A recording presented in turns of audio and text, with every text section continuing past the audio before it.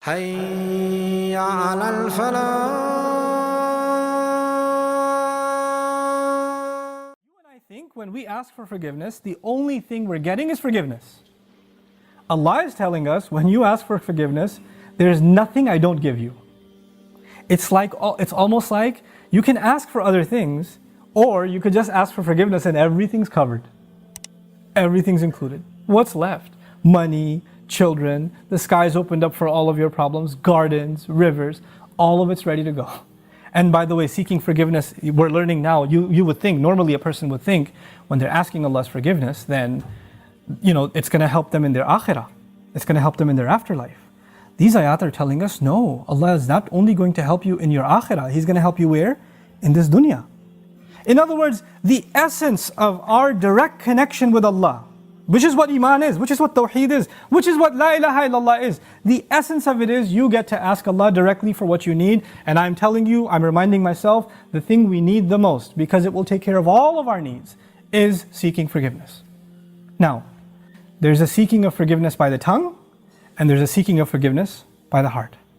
Human beings tend to be defensive. If I criticize you for something, hey, I saw you said that. Why did you say that? I didn't mean it like that. You don't understand what I was going through. Excuse me. You don't even understand the whole story. Hey, I noticed that you did this. You get defensive immediately. بَلِ الْإِنسَانُ عَلَى نَفْسِهِ بَصِيرَةٌ وَلَوْ أَلْقَى مَعَاذِيرَهُ. Human beings have good view of themselves, but they make lots of excuses. They keep throwing excuses. If you're going to seek Allah's forgiveness, you have to find a time, and it doesn't matter if you don't know Arabic, and you only know Punjabi, and you only know Bangla or Bahasa or English or Urdu, it doesn't matter. You speak to Allah and you genuinely admit to Him what you've done wrong and don't make excuses. It's really hard to do that. Because even when you stand in the mirror, you lie to yourself. You tell yourself, I'm not that bad.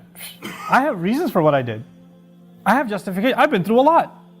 But when you're going to come in front of Allah, you have to forget about justifying. Because all of your justifications, He knows them already.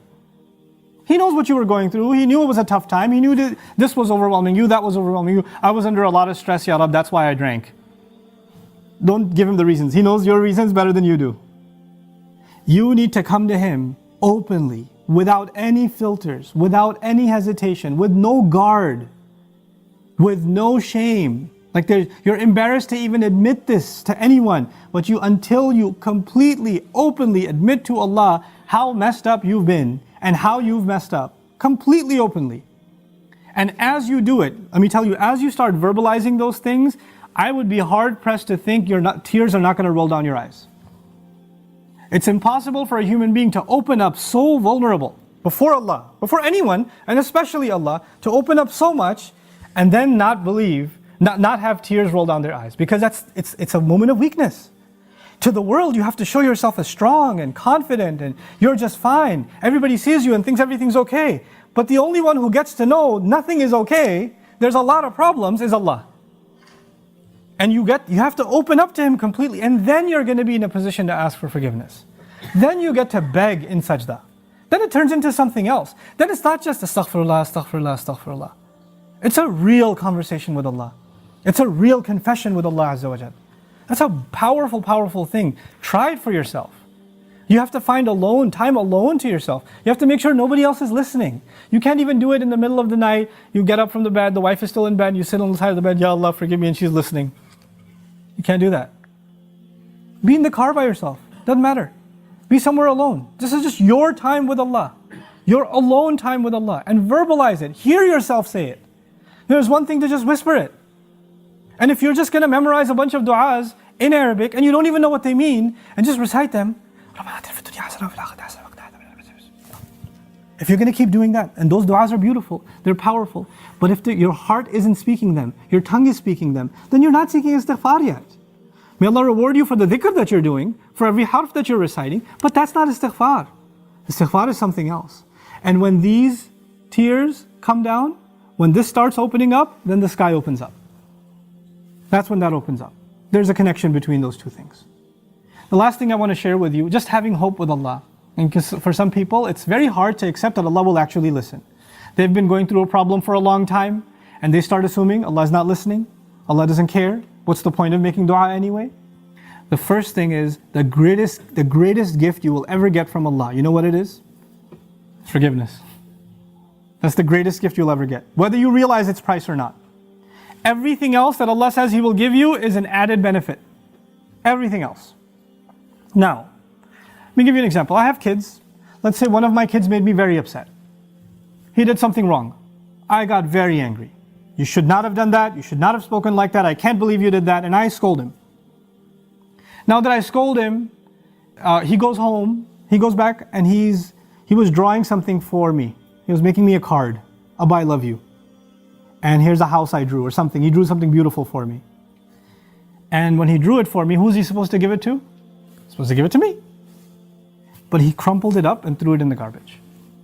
And before he threw it in the garbage, his other brother asked him, hey, why didn't you give it to Abba? Why did you throw it away? Abba's so angry at me, he doesn't care about that. He doesn't really care. He doesn't love me anymore. If I knew that he felt that way, what would I do? Yeah, that's right, you better throw it away. No, I'd be in tears. How did you think I don't love you anymore? Yeah, you messed up. Yeah, you did something bad. But you're my baby. You can mess up 1,000,000 times, I'll still love you. Even if I'm angry, I still love you. Give me that paper. Why wouldn't I? I'll frame that paper.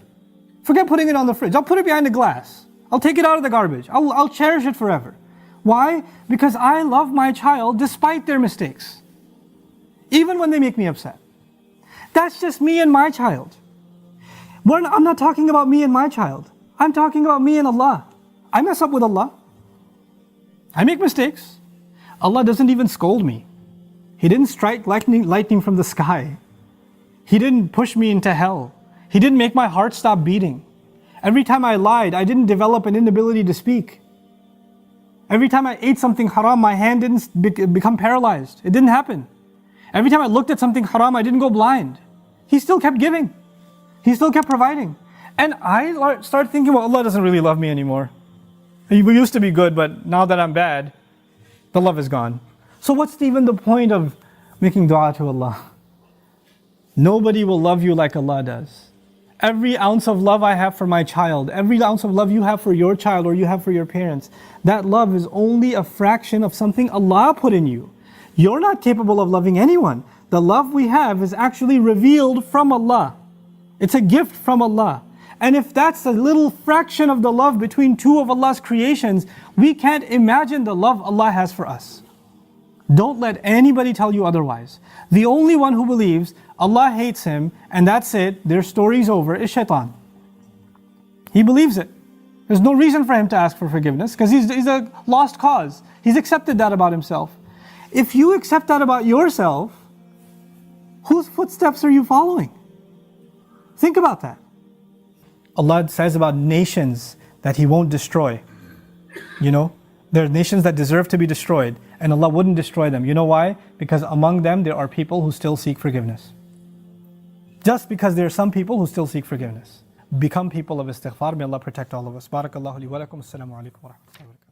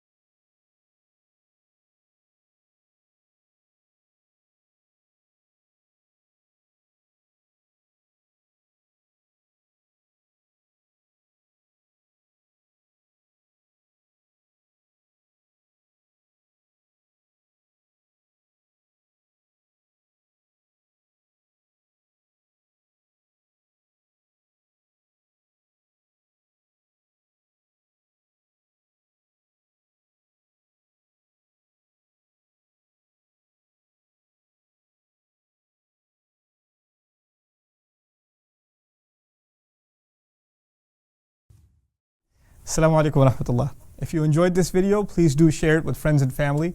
If you want to see more videos from this series, click on the box at the top. If you want to see other videos, click on the box at the bottom. And don't forget to hit the subscribe button. Thanks.